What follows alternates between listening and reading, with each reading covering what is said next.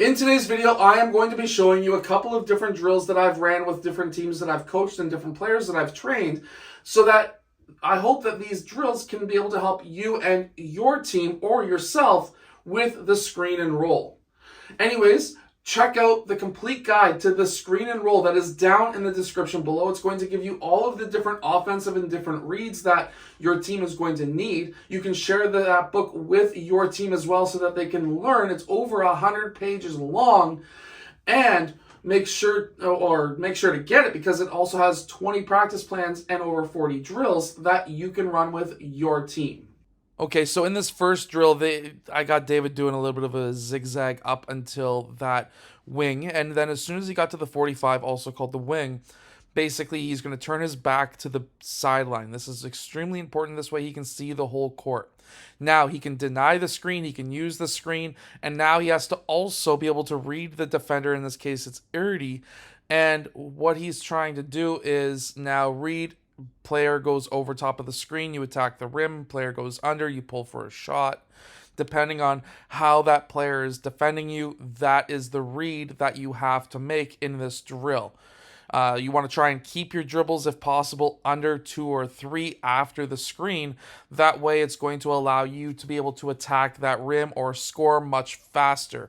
You shouldn't be looking to take some 18 dribble moves. You want to try and make your moves as fast as possible to get to the rim and make the right read.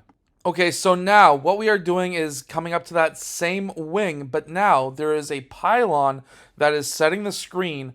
And now when David comes off of that pylon screen, he has to try and read what his defender is doing, plus how I am defending him. Now, I'm not giving him any kind of crazy defense. I'm not exactly as mobile as I used to be. However, the idea here is to try and at least give them a little bit of a read so that now when they are faced with a help defender in game, they're going to be in a much better situation. Now, David comes off, puts his man in jail, sidesteps away, pulls for the shot. Great read. Didn't want to deal with me as a defender. David comes up again. Now, in this time, obviously we're doing a little bit of a dribbling drill. This zigzag stuff wouldn't happen in game. It's just to work on his handles.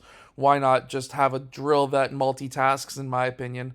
Now, he's going to go for that sidestep one more time. Great sidestep, good footwork, and good shot.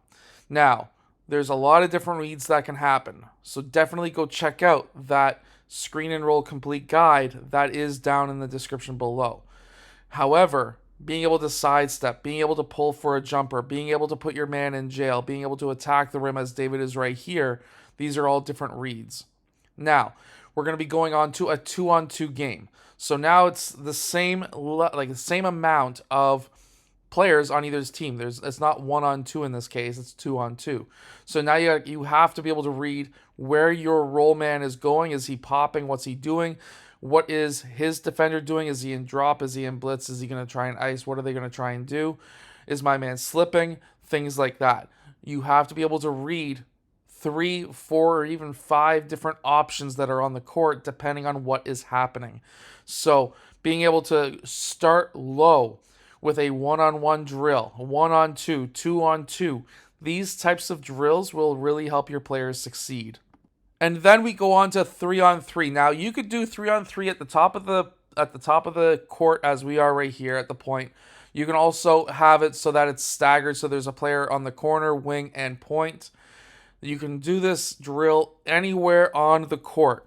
You can do dribble handoffs. You can do the screen and roll, screen away. There's a lot of different reads that can happen when you start getting more and more players on the court. And this is where I want to really try and stress.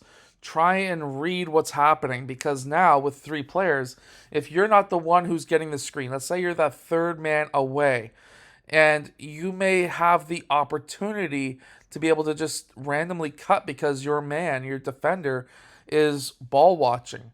You have to be able to read and react to whatever is happening on the court and being able to see, oh man, this guy slipped. I need to be able to hit him with a pass like David did right there. There's a lot of different things we can see right here. Screen away, and then instead of rolling, you just quickly slip, and here we get an easy layup.